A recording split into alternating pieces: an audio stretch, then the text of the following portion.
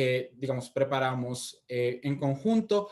Es un poco, digamos, como el abordaje teórico inicial, lo vamos a hacer entre Mariana y yo, y el cierre de la charla va a estar a cargo de la doctora Natalia, que nos va a contar un poco como cuál ha sido su experiencia en la clínica relacionada con nefritis intersticial, qué se ve desde la perspectiva, digamos, de una persona que tiene más contacto, que tiene un escenario clínico con el que nos puede hablar un poco más desde el día a día. Entonces, pues me presento para quienes no me conocen. Yo soy Miguel Villarreal, yo soy estudiante de 10º semestre de la Universidad de los Andes y hago parte del grupo de interés de pediatría de la Universidad de los Andes. De igual modo, pues me voy a presentar yo. Yo soy Mariana Larios, hago parte del grupo de interés de pediatría de la Universidad del Rosario y yo estoy en 6º semestre. Súper. Entonces, pues como literatura recomendada inicial, gracias a la doctora y a cosas que revisamos con Mariana, incluimos 2 artículos que son muy grandes, son 2 artículos de revisión orientados a qué es la nefritis intersticial aguda en pediatría, desde su óptica fisiopatológica hasta lo que ya va a ser diagnóstico y tratamiento, pues digamos que es la parte más clínica y más práctica que podemos sacar de eso. Creo que ustedes en el grupo de interés de la Universidad del Rosario ya tenían circulando uno de estos artículos, entonces pues creo que ya habían podido darle una ojeadita.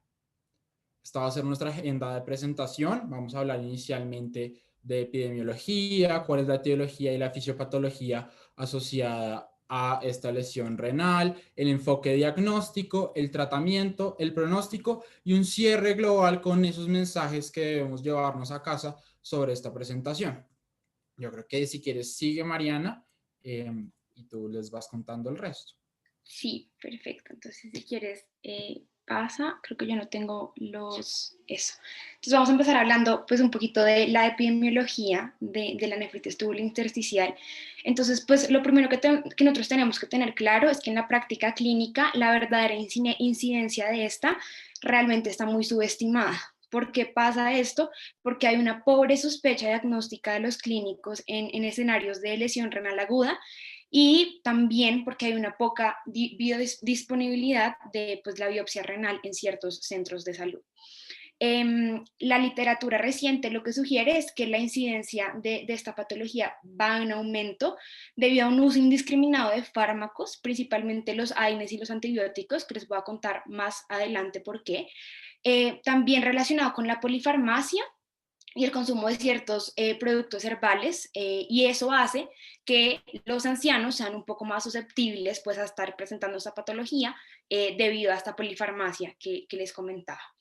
En España, digamos que se hizo un estudio entre 1994 y 2009, y en este estudio se estimó de los primeros 4 años de estudio que había una prevalencia de 3.6% de nefritis intersticial aguda.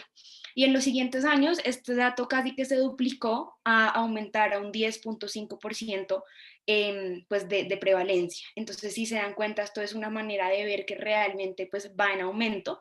Y sobre lo que les comentaba de la población anciana, esta relación que tiene con la polifarmacia y pues con los AINES y los antibióticos, se ha visto pues que tiene una mayor prevalencia, y pues los datos que relacionan es de más o menos un 12.3%. Y en cuanto a la biopsia renal, pues esto es muy importante porque es el diagnóstico histopatológico que está presente entre el 1 y el 3% de la biopsia renal. Entonces, por eso también es importante pues que nosotros como médicos generales, un poquito por fuera de la pediatría, lo tengamos claro. Ya entonces ahora sí, pues para hablarles un poquito de la etiología específicamente, es importante entender que esta ha ido cambiando con el paso del tiempo, pues debido a cierto, digamos que tenemos nuevos medicamentos, todo el tema de polifarmacia que les comentaba anteriormente, pero lo que tenemos en la actualidad es que, como vemos en las gráficas, se conoce que cerca del 70% de la nefritis intersticial aguda es secundaria al uso de fármacos, pero si se dan cuenta, también hay digamos, un porcentaje muy alto que está relacionado con infecciones, tóxicos, y enfermedades autoinmunes. En cuanto a los fármacos, también ahí podemos ver que los más prevalentes van a ser los AINES y los inhibidores de la bomba de potasio y los antibióticos. Esos tres, digamos que van a ser los que nos van a generar más interés y ya les voy a explicar también más adelante por qué. Aquí, antes de explicarles bien cada uno de estos pues, mecanismos de la etiología, pues es importante que entendamos cómo está de algún modo clasificado esto, y la Organización Mundial de la Salud lo clasifica, pues digamos, teniendo en cuenta tanto la etiología como la clínica y las características histológicas. Entonces, si nos damos cuenta, pues aquí en la tabla vemos que se divide en infecciones, en las que son inducidas por medicamentos y las que están asociadas a pues, algún tipo de desorden inmune. Esto no es como lo más importante para este momento, pero es importante que sepamos que así están divididas, y ahorita vamos a hablar pues específicamente un poquito más profundo de cada una de estas. Entonces ya sobre los medicamentos, pues se sabe que cualquier medicamento teóricamente podría causar una nefritis tubulointersticial aguda. Lo que se ha visto en la práctica es que más de 150 compuestos diferentes van a conllevar al desarrollo de esta entidad. Y como les vengo mencionando anteriormente ya muchas veces, la combinación de varios productos aumenta la susceptibilidad pues, a desarrollarla. Entre los medicamentos que están más implicados en la nefritis tubulointersticial aguda van a ser los AINES, los inhibidores de la bomba de protones, los betalactámicos, la ciprofloxacina, los antituberculosos como la rifampicina, isoniazida y piracinamida, los anticonvulsivantes como la fenotoína, los sulfas, el captopril, la furosemida, allopurinol y los aminosalicíticos, entre otros. Digamos que vamos a hablar de los más prevalentes a continuación. Entonces aquí, pues hablando súper corto y rápido de cada uno de esos, entonces tenemos los AINES. Digamos que la severidad del compromiso de una nefritis tubulointersticial por AINES va a ser muy variable. Lo que vamos a encontrar mayoritariamente va a ser un desarrollo lento, con manifestaciones que pueden aparecer, digamos, varias semanas después de la ingesta del fármaco. Histológicamente, que es lo más importante, lo que vamos a encontrar es un infiltrado de eosinofilio en el intersticio renal, y los hallazgos de laboratorio, pues vamos a encontrar desde la eosinofiluria hasta la proteinuria en rango, pues digamos que ya nefrótico. Tiene una asociación importante con la enfermedad de cambios mínimos, y por eso es que vamos a encontrar pues esta proteinuria en rango nefrótico. Y ya importante de esto es que la mayoría pues tienen un mejoramiento después de la suspensión del fármaco. En cuanto a los betalactámicos, antibióticos betalactámicos, pues tenemos que estos medicamentos son la principal causa de nefritis tubulointersticial aguda según la literatura. Aproximadamente un 30 al 40% de los pacientes expuestos a estos betalactámicos van a desarrollar la nefritis tubulointersticial. ¿Y qué es lo que van a presentar? Van a presentar una triada clásica, que es básicamente erupción cutánea o rash, eosinofilia y fiebre. Y esto, digamos que le añadimos los hallazgos patológicos típicos en el urinanálisis, que nos va a explicar más adelante Miguel, que son hematuria, leucocitura y proteinuria.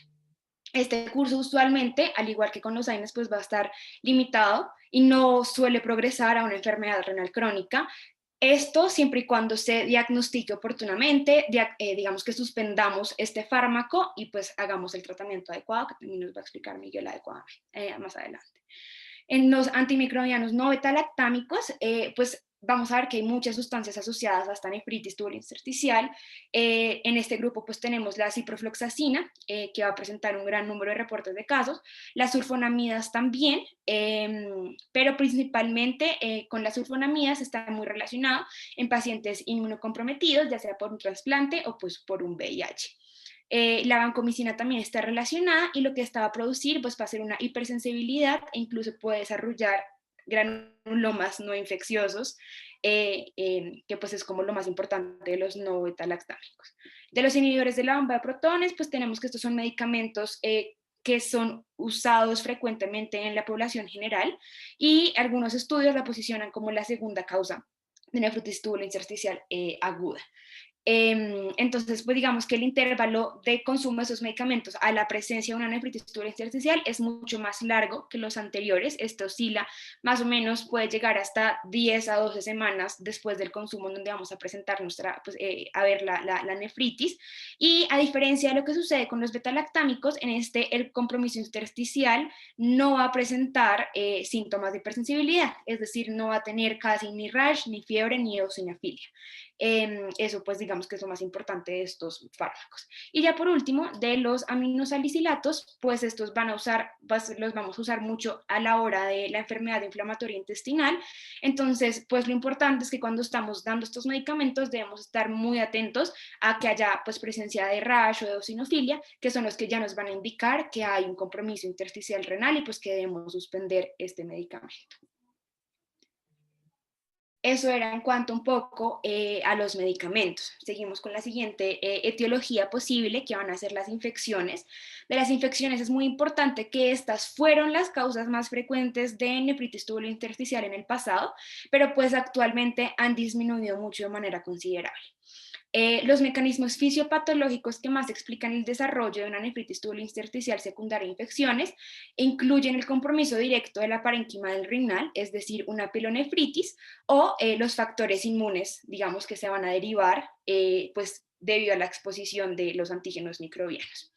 Entre los microorganismos relacionados con la presencia de nefritis tubular intersticial aguda se van a destacar la legionela, leptospira, el citomegalovirus, streptococcus, mycobacterium tuberculosis, corynebacterium diphtheriae, el virus del Epstein-Barr, el Yersinia polynovirus, el Enterococcus, Escherichia coli, adenovirus y pues digamos que la cándida. Aquí hay algo importante y es que los pacientes infectados por VIH van a ser particularmente susceptibles al desarrollo pues, de enfermedades de hipersensibilidad renal, y esto no va a ser solo por el compromiso infeccioso que pues, es derivado ya directamente del genoma viral, sino también por las coinfecciones y el uso constante pues, de diferentes medicamentos como los antirretrovirales, antimicrobianos y mecanismos antituberculosos. Ya para hablar pues de la otra etiología y de la última que les voy a mencionar, pues está la nefritis tubular intersticial asociada con enfermedades autoinmunes, que se va a asociar principalmente al lupus eritematoso, sarcoidosis y síndrome de Sjögren.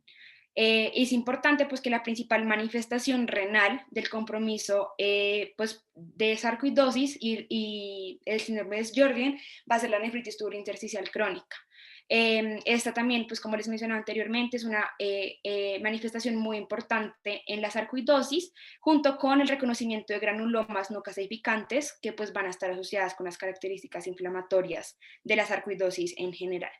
Tenemos también otra enfermedad que es un poco menos común, pero pues también es importante mencionarla, que es la enfermedad por inmunoglobulina G4, que esta también puede presentarse asociada a la nefritis tubular intersticial aguda, y esta va a venir acompañada de una hipocomplementemia, pancreatitis y en algunos casos también de una granulonefritis membranosa.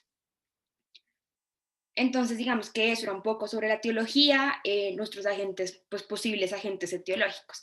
Y ahora ya vamos a empezar a hablar un poco más de la fisiopatología en la nefritis tubular intersticial. Entonces, pues para empezar, hacia modo general, la nefritis tubular intersticial se considera una reacción de hipersensibilidad tardía idiosincrática a los antígenos endógenos, nefritogénicos o a los exógenos procesados por las células tubulares.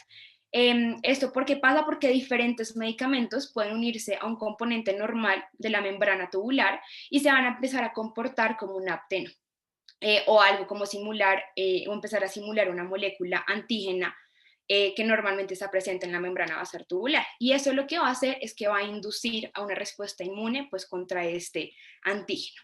Algo importante acá sobre la aptenización es que la mayoría de los medicamentos son moléculas pequeñas, menos de 1000 Daltons, y eso lo que genera es que no tengan propiedades inmunogénicas. Lo que hacen entonces es que se unen pues, para poder unirse a las proteínas transportadoras y volverse inmunogénicas, lo que deben pasar pues, es por este proceso de aptenización. Y ya en ese momento los complejos aptenotransportador son los que van a tener la capacidad de activar la respuesta inmune, que es la que pues, se va a presentar en la circulación para que llegue directamente al riñón. Entonces aquí tenemos pues esta imagen que lo resume un poquito y pues después se los voy a explicar un poquito más el paso a paso. Pero entonces acá tenemos básicamente que tenemos una lesión renal pues en nuestros túbulos, ya sea pues por cualquiera de los agentes citológicos que les mencioné anteriormente. Entonces, una isquemia, drogas, pues medicamentos. Y entonces eso lo que nos va a generar principalmente pues va a ser una necroptosis. Y esa necroptosis va a empezar pues que haya una lesión renal progresiva. Todo esto va a empezar a generar pues daños en la mitocondria, en los núcleos, en el citoplasma y se van a empezar a liberar diferentes neutrófilos, macrófagos, en general células dendríticas. Y eso lo que va a hacer es que va a producir una inflamación. Y esa inflamación va a ayudar pues a que toda esta lesión renal siga progresando y sigue generando también un mayor daño en nuestros túbulos renales. Entonces eso es como básicamente un poquito más gráfico qué es lo que va a pasar. Y ya pues para explicarles si quieres pasa el paso a paso, entonces nosotros vamos a tener una respuesta inmunológica en la nefritis tubulointersticial. Y esta ha sido descrita, digamos, en diferentes fases que se van a superponer la una de la otra. Entonces la primera fase es básicamente el reconocimiento y presentación del antígeno. En esta, las células intersticiales peritubulares y las células epiteliales lesionadas, se van a fusionar y pues digamos que van a volverse células presentadoras de antígeno. Este reconocimiento de antígenos va a inducir una respuesta necroinflamatoria y esta se va a caracterizar porque se van a empezar a liberar citoquinas, un incremento en la permeabilidad vascular y reclutamiento de células inflamatorias. Y esto va a llevar básicamente pues, a una necroptosis. En la siguiente fase va a haber digamos, esta es una fase reguladora de la respuesta inmune. Y lo que va a haber acá es que van a haber ciertos eventos protectores que van a regular la respuesta inflamatoria y la van a autolimitar.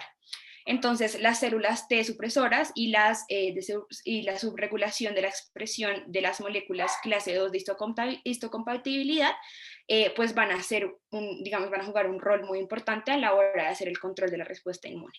Y ya en la tercera fase o en la fase efectora es cuando la interacción de las células infiltrantes y las células renales pues pueden llevar a suprimir toda esta respuesta inflamatoria en las formas leves o la pueden amplificar en las formas graves.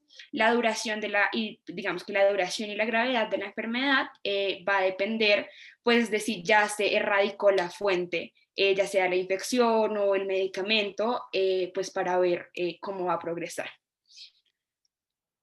Y hay algo importante, dale Miguel, es que qué va a pasar cuando el estímulo persiste. Entonces, si el estímulo persiste o si fue muy intenso y digamos que esta fase reguladora, la segunda fase, no logró efectuar, pues digamos, esta autolimitación, entonces lo que pasa es que las células epiteliales tubulares y las endoteliales van a inducir la producción de citoquinas. Y todo esto va a aumentar la expresión de fibroblastos, macrófagos y neutrófilos. Eso, junto con la liberación de las tasas colagenasas y especies reactivas de oxígeno, van a generar que se perpetúe el daño ocasionado por los linfocitos T y va a generar una lesión tubular, es decir, la tubulitis, y la proliferación de matriz celular en lugar de una remoción. Y eso es lo que magnifica pues, nuestro proceso fibrótico. Entonces, esto es como un resumen de qué pasa al momento pues, de hablar ya un poco más de la fisiopatología. Listo. Muchas gracias, Mariana. Entonces ahora vamos a entrar un poco más a la aproximación clínica inicial, la aproximación diagnóstica y el enfoque de qué paciente debo considerar en el espectro para empezar a evaluar en nefritis intersticial aguda.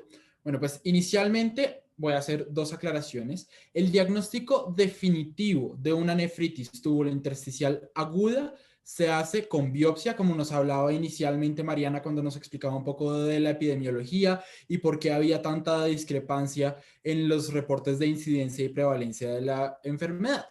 Sin embargo, el diagnóstico presuntivo y el diagnóstico para empezar a tomar decisiones en la clínica inicialmente va a ser un diagnóstico esencialmente clínico y de aproximación a las características que tiene el paciente y solo en algunos pacientes seleccionados se va a tomar la biopsia renal teniendo en cuenta pues el balance de riesgo-beneficio. Entonces, ¿en quiénes puedo comenzar a pensar que puedo tener una nefritis intersticial aguda. Bueno, pues lo puedo empezar a pensar en un paciente pediátrico con una acidosis metabólica hiperclorémica, hipercalémica, desproporcionada para su función renal. Pero adicionalmente, que este sea un paciente pediátrico que esté desarrollando su presentación clínica entre las 1 y 3 semanas posterior a la exposición medicamentosa o a la exposición del antígeno que nos estaba mencionando Mariana, que puede ser cualquier tipo de antígeno que se vuelva, pues en últimas, un apteno y favorezca la liberación de DAMPs que van a ser reconocidos por los receptores de reconocimiento de patrones. ¿Cuál es la medida de tiempo usual para la presentación de la sintomatología? Alrededor de 10 días en la mayoría de exposiciones, particularmente medicamentosas y herbales, a excepción de rifampicina, donde se van a tener presentaciones un poco más tempranas. ¿Qué manifestaciones puedo encontrar? Bueno, a nivel de signos y síntomas, vamos a encontrar una presentación clínica realmente poco específica, con síntomas muy variados, que pueden ir desde fiebre, astenia, dinamia, náuseas, vómito, dolor en flanco, y el dolor en flanco más adelante vamos a ver que se relaciona con un par de hallazgos paraclínicos, particularmente en los hallazgos imagenológicos de la ecografía renal, por la distensión del parénquima renal contra la cápsula de Gerota, generando pues la sensación de dolor en flanco, pero particularmente la presentación clínica va a ser bastante inespecífica.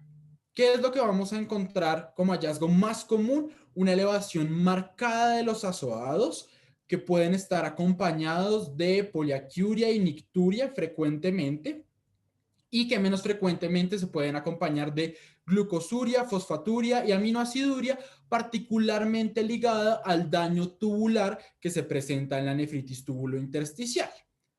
Ahora, veíamos en esa diapositiva de los diferentes medicamentos que pueden estar asociados como etiología, que muchos se asociaban con presentaciones de hipersensibilidad, pero en lo que se ha reportado a nivel epidemiológico, esa hipersensibilidad sistémica con rash, fiebre y eosinofilia realmente representa una porción reducida de los casos, cercana al 10 al 20% de los casos de los pacientes pediátricos que tienen nefritis intersticial aguda. Ahora, entonces, ¿cómo hago el enfoque de este niño que está acidótico, que tiene una elevación significativa de los azoados, que vemos que hay un deterioro de la función renal, pero que ese desbalance hidroelectrolítico es desproporcionado para los cambios en la función renal? Pues inicialmente se debería explorar BUN, creatinina, un uroanálisis, evaluar la relación proteinuria-creatinuria. Vamos a hablar más adelante específicamente de esto de los eosinófilos en orina, que también Mariana lo mencionaba en algunos de los medicamentos, pero vamos a evaluar realmente cuál es su valor diagnóstico o en la aproximación diagnóstica a la nefritis tubulointersticial, porque digamos que vamos a encontrar que en un medio donde no sea frecuente varía la cosa. Se puede incluir un cuadro hemático, PCR y ecografía renal, y vuelvo y repito, en la ecografía renal particularmente lo que podemos llegar a ver en un paciente que tenga una afección especialmente aguda, no en un paciente que tenga enfermedad renal crónica y en el que se haya superpuesto la nefritis tubulointersticial aguda, vamos a ver es un riñón con volumen normal o con volumen ligeramente superior por el proceso inflamatorio, y este volumen ligeramente superior es lo que va a generar la tensión contra la cápsula y va a generar el dolor. Ahora, ¿qué estudios complementarios se van a hacer? Bueno, los estudios complementarios, inicio hablando de la biopsia renal, vuelvo y repito, aunque la biopsia renal es el gold standard y es el elemento diagnóstico fundamental para el diagnóstico definitivo, este solamente va a ser, digamos, de utilidad en algunos casos seleccionados, entonces termina volviéndose un estudio complementario posterior a una cierta toma de decisiones, y se pueden incluir otro tipo de paraclínicos o de imágenes según sea necesario y según yo considere en el criterio clínico que puede ser un detonante del cuadro del paciente. Entonces, una radiografía de tórax, si yo considero que hay un cuadro granulomatoso o un cuadro asociado a bacterias Mycobacterium tuberculosis que esté generando el cuadro de hipersensibilidad, anti-DNA hienas en síndrome de Sjögren que nos mencionaba Mariana antes. Puedo considerar tomar factor reumatoideo y anticuerpos anticitrulinémicos si considero que me estoy enfrentando a un proceso de artritis reumatoide. C3 y C4, particularmente en lupus y en enfermedad por IgG4, que nos mencionaba Mariana previamente, vamos a encontrar una hipocomplementemia, entonces es importante si yo considero que ese es el cuadro clínico que puede estar detonando pues, la patología de mi paciente, y una electroforesis de proteínas si considero que realmente la noxa viene más de una gamapatía. Ahora, ¿qué es lo probable que yo encuentre en esos paraclínicos que estoy pidiendo? Una elevación temprana de los azoados. Esa elevación temprana de los azoados va a estar acompañada de hipostenuria y poliuria. Va a haber una proteinuria variable. Usualmente no se va a encontrar en rangos nefróticos, pero sí va a haber una proteinuria. Y digamos que si hay un daño tubular, va a haber particularmente aminoaciduria, que puede estar acompañada también de glucosuria y pérdida de bicarbonato. En la ecografía, como lo mencionaba previamente, podemos encontrar un riñón de tamaño normal o ligeramente aumentado, a excepción de los pacientes que ya tienen una enfermedad renal crónica que pueda afectar los hallazgos.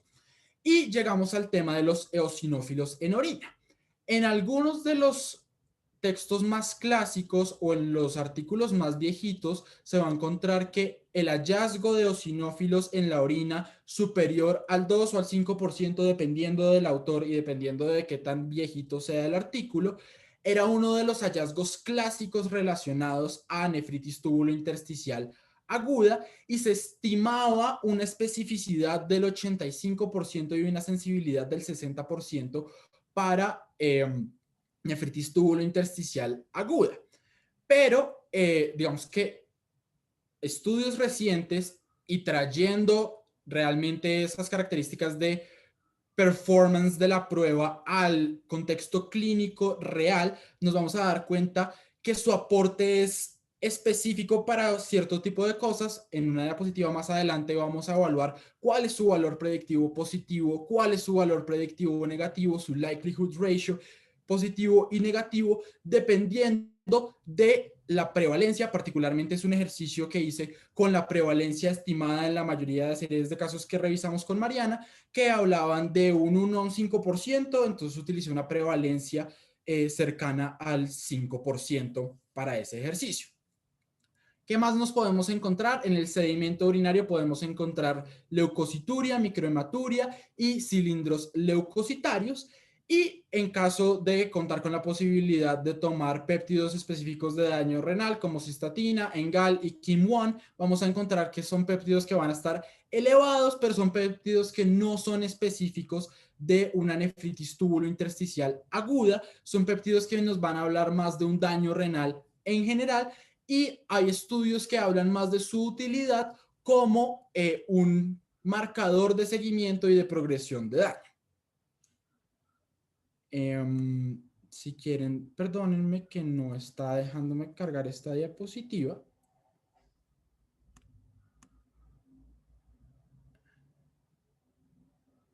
Bueno, esta es la diapositiva que les mencionaba previamente. Me disculpo que no cargo en la pantalla completa. Y en este ejercicio, lo que hice fue evaluar el performance diagnóstico de eosinófilos en orina, teniendo en cuenta una prevalencia estimada del 5% para nefritis tubulointersticial aguda, con esos parámetros diagnósticos iniciales de prueba que teníamos de sensibilidad del 60% y especificidad del 85%. Entonces, si tuviéramos una población aleatoria de niños de 100 en los que estuviéramos estudiando una posible nefritis tubulointersticial aguda y utilizáramos la eosinofiluria como marcador, lo más probable es que realmente este marcador nos sirviera es como un marcador de descarte más que como un marcador para afirmar la presencia de nefritis tubulointersticial aguda. ¿Por qué? Porque si vemos, a pesar de que, digamos, la prueba puede presentar una sensibilidad que no es terrible, es 60%, cuando lo evaluamos en el contexto de la aplicación y de la prevalencia que puede tener esta presentación clínica, a lo que nos enfrentamos realmente es que va a tener un valor predictivo positivo muy bajo y un valor predictivo negativo cercano al 98%, con el que uno sí podría empezar a jugar en toma de decisiones clínicas, porque lo que me estaría diciendo es, dado que mi prueba fue negativa, ¿cuál es la probabilidad que yo realmente no tenga una nefritis tubulointersticial aguda? Y eso la respuesta sería, dado que no tengo eosinófilos en orina, muy probablemente sería del 98%, teniendo en cuenta una prevalencia del 5%. Y haciendo el análisis de un likelihood ratio, nos encontramos nuevamente con que su verdadero valor, volviendo a una probabilidad pretest del 5%, que es la prevalencia establecida, viene es al momento de descartar con un likelihood ratio negativo de 0,47, que al trazar la línea nos deja una probabilidad post-test cercana al 0,01%, que realmente es bastante pequeña para lo que, pues digamos, uno tendría, y uno ya podría usarla de descarte y no tanto como un indicador. Si uno tuviera una sospecha clínica adicional que cambiara esa probabilidad pretest y aumentara la probabilidad pretest significativamente, realmente podríamos empezar a ver variaciones en la capacidad que tiene para aumentarnos esa probabilidad post-test. No sé, si ustedes se imaginan que uno tiene una sospecha clínica alta porque sabemos que hay un medicamento que probablemente está asociado, porque le descontinué el medicamento y mejoró el niño, y aparte le encuentro eosinófilos en orina, que digamos que ya me dejaría con una probabilidad pretest relativamente alta, pues muy probablemente tendríamos una probabilidad post-test que empezaría a subir de 50-70%, que digamos es algo más razonable. Pero en el caso de que yo no tenga eso y solamente esté manejando un cuadro inicial, estoy evaluando con las prevalencias que tengo y qué trastornos sean los más probables, realmente la eosinofiluria me sirve es más de descarte en caso que no esté presente. Voy a volver a la pantalla completa y vamos a hablar un poco de la biopsia renal. Entonces, como les mencionaba, la biopsia renal es el estándar de oro para el diagnóstico definitivo, pero se recomienda en ciertos casos. ¿En qué casos? En los pacientes donde tengo un deterioro de la función renal con un uranálisis compatible sin un medicamento sospechoso. En pacientes donde tengo un deterioro de la función renal, tengo medicamento sospechoso, pero no tengo un uranálisis compatible.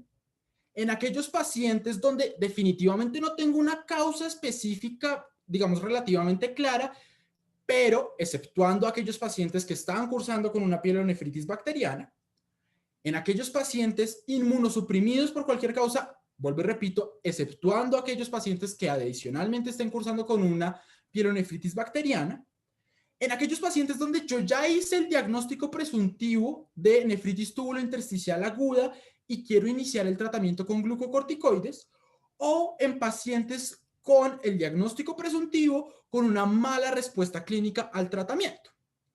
Ahora, ¿qué es lo que yo podría llegar a ver en una biopsia renal? Acá tenemos 3 ejemplos de biopsias renales de pacientes con nefritis tubulointersticial aguda. Particularmente las primeras 3 tienen un daño más intersticial, las primeras 2 tienen un daño más intersticial, la tercera nos habla más de un daño granulomatoso, pero si vemos en la primera placa histológica, lo que vamos a ver es un infiltrado predominantemente linfocítico con un daño importante a nivel tubular y tubulitis que nos está señalando la flecha. En la placa B lo que vamos a ver es un infiltrado intersticial que nos está señalando el asterisco, nuevamente linfocítico, presencia de edema en donde encontramos el numeral a mano derecha y cambios tubulares regenerativos donde podemos ver las flechas. Y finalmente, en la placa C vemos ese desarrollo de granuloma en la histología renal. Ahora, respecto al tratamiento, el tratamiento, digamos que va a tener dos piedras angulares. Inicialmente, el tratamiento depende esencialmente de la causa probable del daño renal. ¿Cuál es esa causa probable? ¿Es el medicamento? ¿Es el cuadro infeccioso? ¿Es un cuadro de autoinmunidad? Dependiendo del cuadro que yo sospeche es el causante de la nefritis tubulointersticial, debo intentar remover la noxa original de la forma más pronta posible y pues en la medida que se pueda. Digamos que el medicamento es relativamente sencillo porque puedo hacer un cambio a otro agente terapéutico, pero pues de pronto en el tema de infección, mientras se va resolviendo la infección, pues no va a ser tan pronto ni tan tajante el cambio que yo estoy esperando. Y en segunda medida, los corticoides se han transformado por consenso de expertos en la piedra angular del tratamiento inicial de este diagnóstico presuntivo de nefritis tubulointersticial aguda. Sin embargo, hay que mencionar que no hay ensayos clínicos aleatorizados que soporten la eficacia del tratamiento. Más que todo, hay series de casos y unos estudios de casos y controles que vamos a ver más adelante que, digamos, tienen varias discrepancias, pero teniendo en cuenta la fisiopatología y las características que nos mencionaba inicialmente Mariana en el desarrollo de la enfermedad, se considera como angular hacer un proceso de inmunomodulación e inmunosupresión. En reportes recientes ha aparecido el micofenolato mofetil como una alternativa, pero vamos a ver que, digamos, los consensos de expertos lo dejan para cierto tipo de pacientes particularmente. Entonces, volviendo a retomar lo que les mencionaba, inicialmente y fundamental, controlar la causa de origen detonante, sea infecciosa, medicamentosa, herbal o autoinmune, hacer un manejo de primera línea con corticoides, teniendo en cuenta nuevamente que no tenemos una evidencia robusta para, digamos, hacer ese tipo de tratamientos, pero que es lo que con lo que contamos en el momento para hacer una aproximación terapéutica, y estos serían de utilidad particularmente en las etiologías medicamentosas, herbales y autoinmunes. Digamos que en el caso de la etiología infecciosa, por supuesto, lo más importante es remover la noxa de origen infeccioso lo más pronto posible. Y como se los mencionaba previamente, hay una evidencia muy limitada en otro tipo de terapias inmunomoduladoras e inmunosupresoras, como el micofenolato. Pues imagínense que si la evidencia es limitada en corticoides, en otro tipo de terapias va a ser mucho más limitada. ¿A qué me refería yo cuando les decía que la evidencia que tenemos viene de estudios de casos y controles que, digamos, tienen su conflicto? Entonces, en esta diapositiva vemos 6 estudios que fueron analizados por un grupo investigador de la Universidad de Antioquia y fue incluido en uno de los artículos recomendados que se tenía al inicio de la diapositiva. Y en estos 6 estudios se establecen como casos aquellos que se le inició la terapia con corticoides y control aquellos que no. Y pues sabemos que eso desde el punto de vista metodológico pues es todo un conflicto porque pues cuál es el caso realmente, cuál es el desenlace que yo estoy evaluando. Pero independiente de esas dificultades metodológicas, vemos cosas que se repiten a lo largo de la tabla. Particularmente vemos que el N es realmente pequeño. El N de las series de casos y de los casos y controles que se han publicado son pequeños. Eso nos deja muy probablemente con estimadores con intervalos de confianza muy amplios, con una incertidumbre muy amplia. Y adicionalmente vamos a ver que hay discrepancias en algunos casos en cuál es el impacto de recuperación en función renal, y en otros casos vamos a ver es un solapamiento de los intervalos de confianza y de los estimadores entre aquellos que recibieron tratamiento y no recibieron tratamiento, sugiriéndonos que de pronto ahí no está, digamos, como la mejor ganancia en clínica. A pesar de eso, vuelvo y repito, por consenso de expertos, es la herramienta con la que se cuenta y en el momento, digamos que dependiendo del centro de experticia clínica, hay algunos, el esquema que tiene en los 12 de octubre de Madrid en España, que habla de un inicio con metilprednisolona de 250 a 500 miligramos día durante 3 a 4 días, un paso a prednisona oral de 1 miligramo kilogramo día durante 2 semanas y un desmonte gradual de la prednisona que tenga lugar entre 8 a 12 semanas posteriormente. Me disculpo, voy a volver a... Ok, ya. Listo. Entonces, respecto al pronóstico, lo que vamos a ver es que en general, en las series de casos tenemos una recuperación de la función renal sin secuelas en aproximadamente 60% de los casos. La mayoría de lesiones renales, cuando habían por meticilina y en general las lesiones renales por beta-lactámicos, presentan un muy buen pronóstico dentro de este grupo. De hecho, son esas que jalan el promedio y que jalan la prevalencia de recuperación de función renal.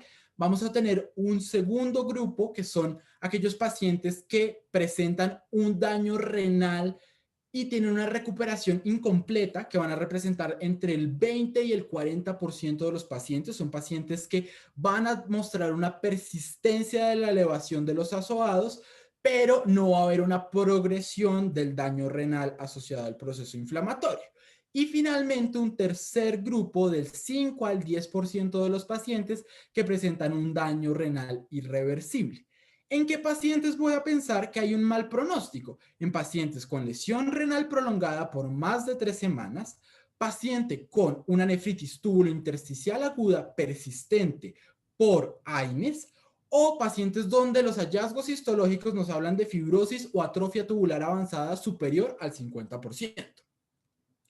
Ahora, digamos que ahorita me salí de la diapositiva porque no estaba tan seguro de si había incluido esto en la parte de tratamiento o en la parte de pronóstico. Y lo que vamos a ver es, esto es una serie de casos de Inglaterra, de un centro de atención pediátrica de tercer nivel, y nos habla en el eje X de en qué momento se está evaluando la creatinina, y en el eje Y vamos a hablar de creatinina en milimol por litro.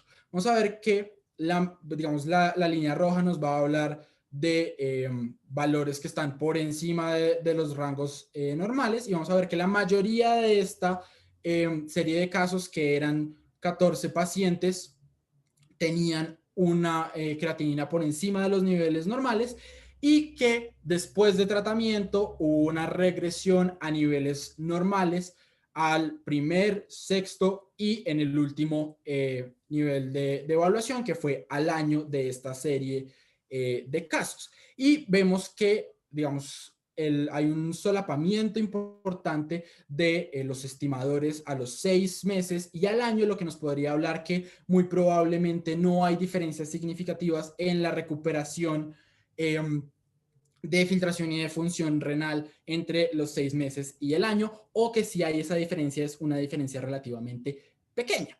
Ahora, ¿realmente ese pronóstico se debe al tratamiento? Bueno, pues no sabemos. Tenemos lo que les mostraba en la tabla inicialmente, donde encontrábamos discrepancias, algunas series de casos que mostraban un rol positivo de los corticoides, pero también tenemos otras series de casos que nos mostraban que daba relativamente igual. Esta es una gráfica de una serie de casos de un grupo de investigación en Turquía que está próximo a publicarse en Annals of Pediatrics. Está todavía el manuscrito aceptado, no ha salido la publicación final, y lo que nos muestra es cómo es el cambio de la tasa de filtración glomerular entre el grupo de pacientes que fue tratado desde el baseline hasta 6 meses después y aquellos pacientes que se quedaron simplemente con manejo sintomático desde el baseline hasta 6 meses después. Y lo que vemos realmente es que pareciera que no hubiera diferencias digamos, significativas entre los estimadores. En general, los estimadores entre los pacientes que recibieron un tratamiento sintomático y los pacientes que recibieron tratamiento con esteroides están solapados desde el mes 1 en adelante, e incluso en algunos podemos ver que hay menor tasa de filtración glomerular en aquellos pacientes que estaban recibiendo sus corticoides. Ahora, para dar un poco de cierre, vamos a hablar un poco de unas presentaciones poco comunes, pero que están ahora muy en boga en la literatura. De hecho, cuando yo busqué inicialmente nefritis tubulointersticial aguda, lo primero que me apareció fue nefritis tubulointersticial aguda más uveitis. ¿Y a qué nos referimos cuando decimos es raro? No sé si ustedes recuerdan esa diapositiva inicial que presentó Mariana, pero en esa diapositiva inicial hablaban que la nefritis tubulointersticial aguda más uveitis representaba cerca del 2 al 5% de los casos de nefritis tubulointersticial aguda. Y a 2001 habían reportados en la literatura 133 casos. Representa solamente el 2% de todas las uveitis, pero digamos que se han ampliado las series de casos, se está empezando a investigar con un poco más de rigor, entonces ahorita en términos de la literatura es bastante prevalente. En quienes se suele presentar, la edad presentación promedio es de 15 años, es 3 veces más común en mujeres que en hombres. Su diagnóstico requiere toda la presentación de nefritis tubulointersticial aguda que yo les había mencionado previamente y la presencia de uveitis. Ya vamos a hablar un poco de las características de las uveitis. Se presenta con una alteración significativa de la función renal, fotofobia, edema palpebral, pérdida de la visión rápidamente progresiva, ojo rojo, y se puede acompañar de síntomas constitucionales. En el examen oftalmológico, lo más probable es que se encuentre una uveitis anterior, que se encuentren hallazgos en cámara anterior, células en cámara anterior, puede haber hipopión, pero también pueden haber presencia de precipitados queráticos no granulomatosos, células en el vítreo, hemorragias intrarretinianas, dilatación de la vasculatura de la retina, edema de la retina o puntos algodonosos. Ahora, cuando yo les decía, la uveitis anterior es la forma más común, a lo que me refiero es el 80% de los casos de estos pacientes van a tener presentación con uveitis anterior. Vuelve un poco el tema de cuál es la evidencia que tenemos para afirmar que es el 80% de los casos, pues es una evidencia muy limitada. Vemos que es una presentación muy poco común y adicionalmente, digamos que se requiere que el clínico sospeche para hacer la exploración adicionalmente con oftalmo. ¿Qué complicaciones se pueden presentar? Pueden haber sinequias posteriores en cerca del 20% de los pacientes, edema del disco óptico, cataratas, cicatrices cororetinianas. Y acá con el tema de las cataratas pasa algo muy interesante, y es que la experiencia que se tiene en esas series de casos de pacientes con nefritis tubulointersticial y uveitis en los que se ha iniciado corticoides es que aumenta la probabilidad de desarrollar cataratas en aquellos que se inició el tratamiento con corticoides. En general es una presentación que tiene un buen pronóstico visual y renal. Volvemos un poco a lo que estaba pasando con nefritis tubulointersticial. Hay una recuperación en cerca del 60% de los pacientes y la agudeza visual no suele disminuir más de 40-20. Su desarrollo particularmente se ha asociado a el complejo mayor de histocompatibilidad del HLA-DR y DQ. Y a mano derecha vemos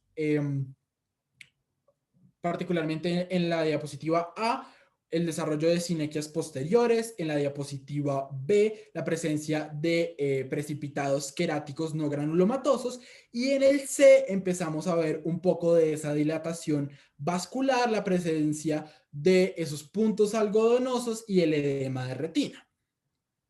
Ahora, ¿cuáles son los mensajes que queremos dejar para llevar a casa? Entonces, pues principalmente lo más importante, como así los take home messages de la primera parte, como en cuanto a etiologías y fisiopatología, pues lo más importante es que sepan que las etiologías más frecuentes van a ser los medicamentos, las infecciones y las enfermedades autoinmunes. De los medicamentos nos acordamos, pues los antibióticos beta-lactámicos son los más comunes, y en las infecciones, pues digamos que tenemos un amplio espectro pues en el que podemos estar como analizando en cuanto a etiología. Y pues ya sobre la fisiopatología, pues la definición principal es la que necesito que, y pues me gustaría que realmente comprendieran, que es la reacción de hipersensibilidad tardía a ciertos antígenos endógenos nefritogénicos o a los exógenos que van a ser procesados por las células tubulares. Entonces, básicamente, resumidísimo lo que ya les había contado, pues básicamente en las células tubulares se va a censar algún antígeno que no debería estar ahí, se va a empezar a producir toda una respuesta inmunológica, y eso es lo que pues, nos va a producir todo lo que ya nos explicó Miguel pues, después de la fisiopatología y esa pequeña introducción que yo les hice. Ok, tranqui, ¿vas a decir algo más? Ok, bueno, y digamos como de la parte de diagnóstico y tratamiento, recordar que a pesar que el diagnóstico definitivo es por biopsia, la aproximación inicial y el diagnóstico presuntivo debe ser eminentemente clínica, y sobre esa presentación clínica se empiezan a tomar decisiones en la aproximación terapéutica, y que esa aproximación terapéutica se basa en dos piedras angulares importantísimas, que es uno, quitar la anoxia original que está generando el daño, y dos, se pueden utilizar corticoides según sea el caso. Esta es la bibliografía que utilizamos para esta presentación. Si alguno la quiere consultar, nos puede preguntar, y pues les agradecemos muchísimo su atención, les agradecemos mucho el evento y poder acompañarnos el día de hoy. No sé si les parece, y le damos paso a la doctora Natalia. Gracias Miguel y gracias Mariana, nos dieron otra vez un repaso a Adriana Mesa, que se acaba hace un ratico de conectar, que es colega mía y que muchos de ustedes la conocen, ya ha estado con ustedes en estos ámbitos y es también parte de nuestro cuerpo profesoral. Pues los quiero felicitar porque fue una revisión muy estricta de lo que es la nefritis intersticial. Yo había anotado 4 puntos que quiero resaltar. El primero, que no se nos olvide, ustedes lo mencionaron, que las pielonefritis son nefritis intersticiales agudas y que a veces uno, a pesar de que entiende que es una infección urinaria, a pesar de que tiene claro por otros criterios de que se trata de una infección urinaria alta que compromete el parénquima renal, hay cosas que le pueden hacer a uno sospechar en el parcial de orina que esa infección urinaria que tiene el paciente está afectando el parénquima renal y específicamente la función túbulo-intersticial. Ustedes recuerdan, el intersticio tiene 2 funciones importantísimas. La primera es proveer el ambiente tubular para que haya esa reabsorción de solutos y de agua. Y la segunda es que en el intersticio se produce la eritropoyetina. Entonces, por eso a veces uno ve, como lo mencionaron tanto Mariana como Miguel, ve anemias desproporcionadas en nefritis intersticiales porque se está afectando el sitio donde se genera la eritropoyetina, y puede haber pérdida de electrolitos urinarios, que también lo mencionaron, que se manifiesta como poliuria. Entonces, uno a veces, cuando no tiene todavía el cuadro hemático, si ve que el pH y la densidad de la orina, del parcial de orina, son anormales, si un pH muy alcalino para un niño que viene acidótico, o si ve una densidad urinaria muy bajita, o sea, hipostenuria para un niño que viene deshidratado, uno debe sospechar que la infección urinaria está en el riñón. Entonces es una forma fácil, barata y que tiene acceso uno en cualquier nivel de complejidad hospitalaria para entender que probablemente tiene una nefritis intersticial aguda secundaria a una pielonefritis. Eso es lo primero. Lo segundo es que el cuadro clínico completo, yo no sé si Adriana me ayuda en esta anotación. Yo llevo 20 años, no tantos, pero 20 años siendo nefróloga, y ver el cuadro clínico completo con el rash, con la artritis y con la elevación de los azoados es bien raro. Sin embargo, las nefritis intersticiales por lo menos me llegan una al mes a hospitalizarse, o sea, es un cuadro, cuando no se presenta el cuadro completo, es más frecuente de lo que uno cree. Las que he visto yo con rash y artritis, he visto una que fue por vancomicina, que fue muy bonita porque además tenía los eosinófilos en orina, que hay que pedirlos aparte, ¿no? En el examen de orina los eosinófilos se los van a reportar como leucocitos. Entonces uno ve leucocituria, muchas veces las pueden confundir con infecciones urinarias. Uno debe pedir los eosinófilos en orina adicionalmente, decirle a la bacterióloga que nos haga el favor de hacerle un write a esos leucocitos en la orina. Y solamente he visto una de esas, pero por ejemplo por antiinflamatorios no esteroideos veo una mensual. Y el cuadro clínico, que no es tan obvio, es un paciente que llega, suelen ser adolescentes, con un dolor abdominal, Miguel lo mencionó, un dolor abdominal absurdamente fuerte. Es un dolor que empieza en la zona lumbar, pero que se irradia al abdomen, y casi siempre piden una valoración por cirugía porque parece un dolor quirúrgico, pero es un dolor fuerte, y es por esa distensión de la cápsula fibrosa del riñón, porque el riñón se inflama y distiende la cápsula fibrosa y duele mucho, y los pacientes llegan con un dolor abdominal y a veces se dan cuenta que tienen una nefritis intersticial porque piden un TAC de abdomen, y para hacerle el TAC piden una creatinina y ahí ¡pum!, aparece la creatinina alta. Entonces sospechen una nefritis intersticial en un paciente que tenga un dolor abdominal intenso que no les cuadra para que sea un dolor quirúrgico, una apendicitis. Eso es lo segundo que les quería contar.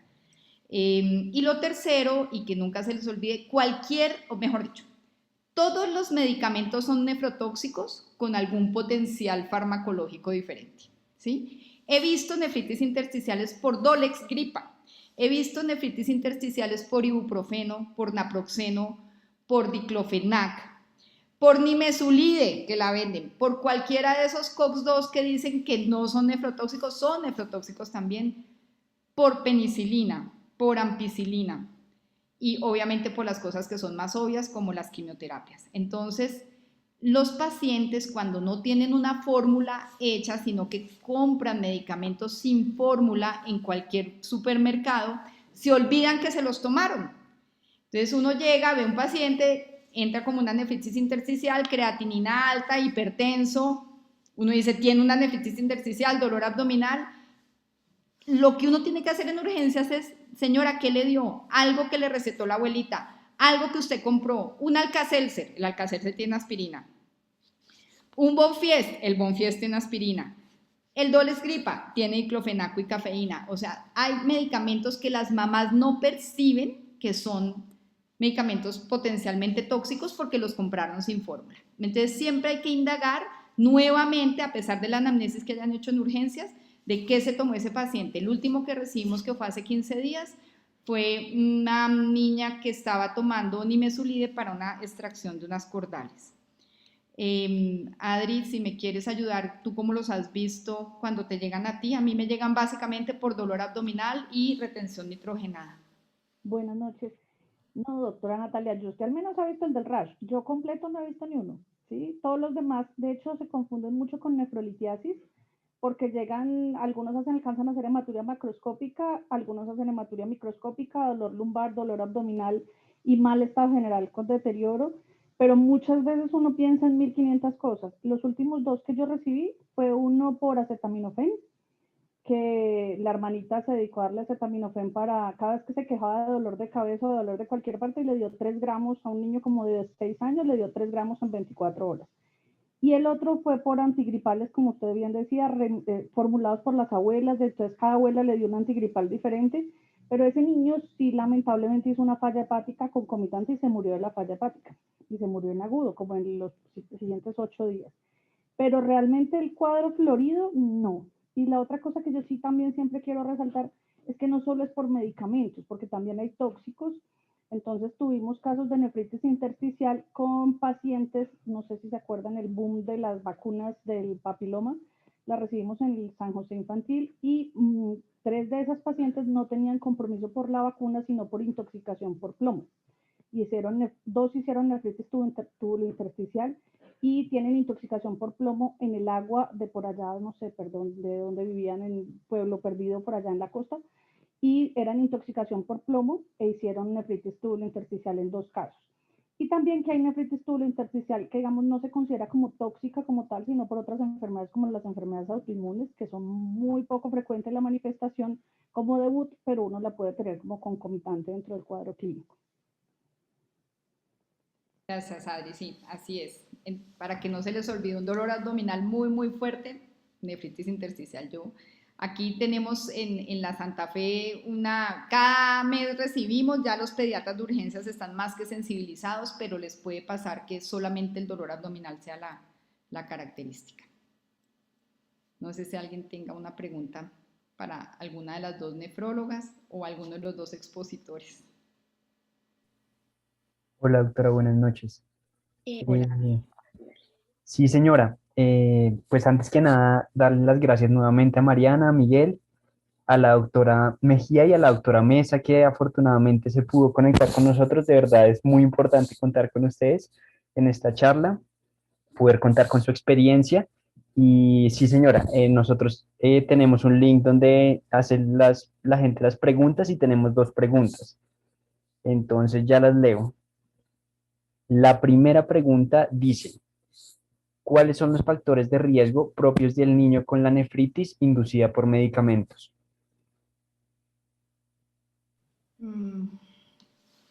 Cuando vemos nefritis por AINES suelen ser pacientes que no están tomando suficiente líquido o que tienen un evento de pérdida de líquidos. Entonces pueden ser pacientes que vienen con diarrea y les dan antiinflamatorios.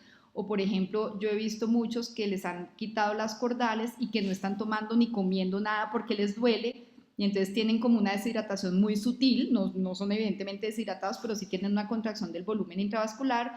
Y si ustedes recuerdan, en los AINES inhiben las prostaglandinas renales, que son vasodilatadoras. Entonces, en una contracción de volumen con un glomérulo que ya está depletado, si ustedes hacen una vasoconstricción de la aferente, pues van a tener una caída de la tasa de filtración glomerular. Entonces, yo diría que uno de los factores de riesgos es un paciente o deshidratado o con una contracción sutil del volumen intravascular, o un crónico como los pacientes cardiópatas que vienen tomando furosemida, hidroclorotiazida o enalapril, o los 3, y que aparte de eso pues reciben un medicamento adicional.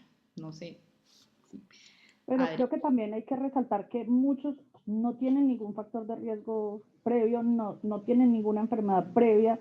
Muchos han tomado los medicamentos en dosis similares varias veces o por mucho tiempo y nunca habían presentado compromiso de nefritis tubulointersticial. Yo me acuerdo también de un paciente adolescente, pues ese era como adulto joven, cuando derroté en la Santa Fe hace unos años, y se cayó en la Santa Fe, él era un celador de la Santa Fe, se golpeó la cara, había tomado diclofenaco siempre para todos los golpes, se tomó un diclofenaco y con ese diclofenaco hizo una nefritis intersticial y se fue de diálisis y estuvo con pérdida de función renal residual, aunque recuperó para salir de la diálisis. Entonces, no se lleven que hay un paciente específico ni un paciente que tiene que estar previamente enfermo o que nunca haya utilizado el medicamento o que necesariamente esté deshidratado. Obviamente, como dice la doctora Natalia, si está deshidratado, pues peor. Pero pacientes previamente sanos sin ningún factor de riesgo adicional y pueden hacer la nefritis intersticial. Perfecto, doctora, muchas gracias. Muy clara la respuesta.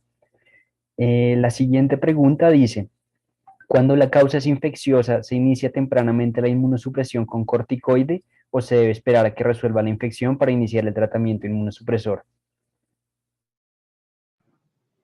Yo creo que esa es una pregunta de esas así como capciosa. Uno tiene que contestar, depende, pues porque depende del estado general del paciente, depende de si hay comorbilidad, depende de cuál es el foco de infección, depende de la severidad de la infección, depende de la severidad del compromiso renal, porque yo creo que en general uno trataría de hacer el manejo de recuperación de volumen, de disminuir las pérdidas, para empezar el antibiótico si uno ya tiene el foco claro, antes de utilizar esteroides, que generalmente los utilizamos a dosis altas.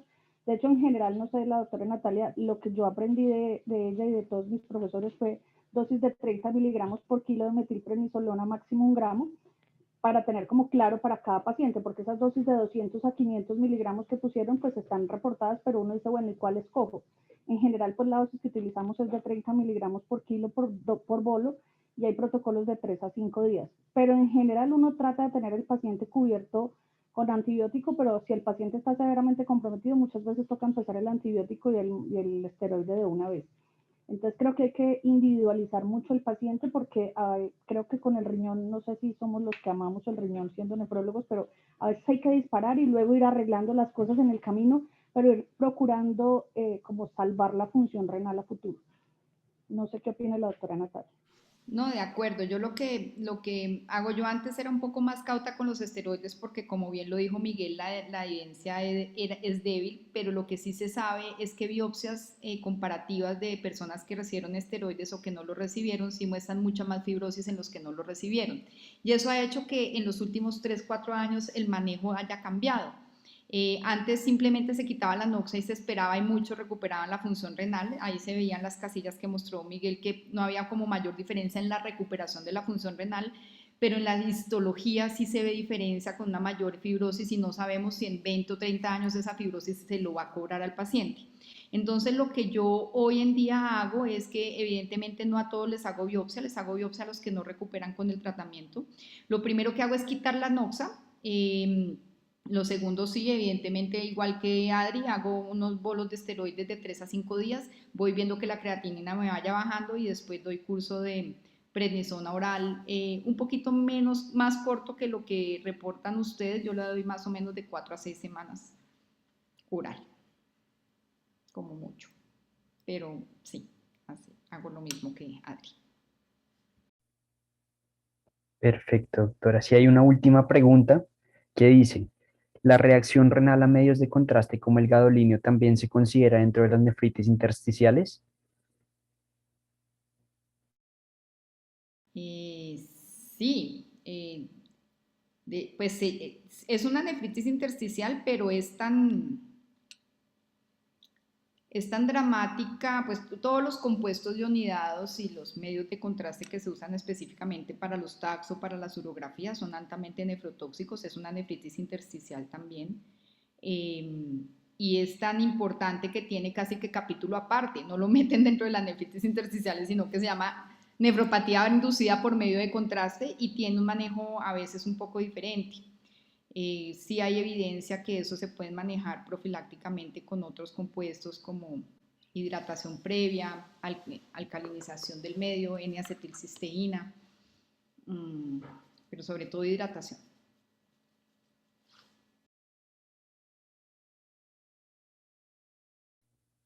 Listo. Muchas gracias, doctora. Creo que no hay más preguntas. Entonces, pues nuevamente felicitar. Hay alguien que tiene la mano levantada. Diego Rincón. Hola, buenas noches. Gracias a los expositores y a las doctoras. Doctora, una pregunta. Usted, bueno, las dos doctoras de la etiología infecciosa, ¿qué microorganismos ven como más asociado a la nefritis intersticial aguda? O, Pues bueno, yo veo dos por el sitio donde trabajo. El primero es la nefritis intersticial por polioma virus, que es típica de los trasplantes renales. Es un virus, también se llama BK, que afecta el intersticio renal y produce nefritis intersticial severísima en los primeros 6 a 12 meses de trasplante. Tal vez es la que yo, viral, es la que más veo. Y el segundo bicho que no se nos puede olvidar por el sitio donde vivimos, aunque yo no la veo por el sitio en que trabajo, es la nefritis intersticial por plasmodium, o sea, por malaria. Pero la que yo veo es por polioma, las que son infecciosas. No sé, Adri, cuáles vea más.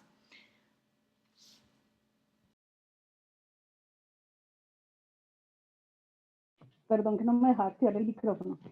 Yo realmente infecciosas he visto una por E. coli y tuvimos una por citomegalovirus. Pero en general, pues todos los virus están descritos, rubiola, citomegalo, toxoplasma también están descritos, pero no los he visto, o por lo menos no es fácil a veces identificarlo como que es el agente causal. Pero sí tuvimos una por citomegalovirus que se hizo pues como la injerencia de que era el agente causal cuando se encontraron las serologías positivas. pero pues en general casi que cualquiera de los virus puede producirla o está descrita. Gracias.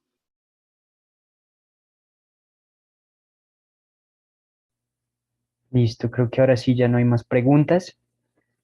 Eh, entonces, finalmente, pues nuevamente agradecerle y felicitar a Miguel y a Mariana por la charla. Estuvo muy buena. Agradecer a la doctora Mesa y a la doctora Mejía por acompañarnos y agradecer al grupo de interés de la Universidad de los Andes por trabajar con nosotros, por darnos esta oportunidad de estos enlaces interinstitucionales que creo que siempre son excelente, un excelente aporte. Eh, Recuerden los miembros del grupo de interés de la Universidad del Rosario llenar el link de asistencia que está en el chat. Las palabras son jirafa y osinófilos. Y una excelente charla, Miguel. Mariana, muchas gracias, doctora Mejía y doctora Mesa, por estar acompañándonos en esta revisión el día de hoy. No, muchas gracias a ti, David. Gracias.